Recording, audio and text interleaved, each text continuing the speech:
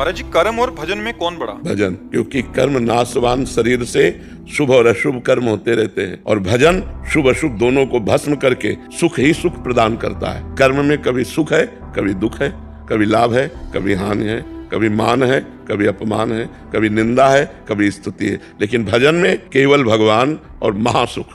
कर्म की ताकत नहीं कि अविनाशी पद प्रदान कर सके, भजन की ताकत है कि अविनाशी पद प्रदान करेगा। कर्म तुम्हारा अच्छा से अच्छा बनेगा तो स्वर्ग लोक जाओगे, वहां पुण्य भोग कर फिर मृत्यु लोक आओगे। लेकिन अच्छा भजन बन गया तो भगवान को प्राप्त हो जाओगे। कर्म से बड़ा भजन है। भजन करते हुए कर्म करो तो भगवान की प्राप्ति हो जाएगी।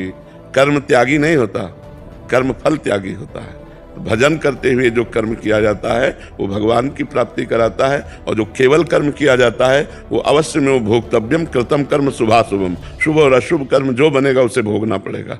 और भजन इन भोगों का विनाश करके भगवत प्राप्ति करा देता है। जो नाम जापक को सुख मिलता है, जो नाम की महिमा है, वो स्वयं भगवान नहीं वर्णन कर सकते। भजन की समानता कर्म कैसे कर सकता है?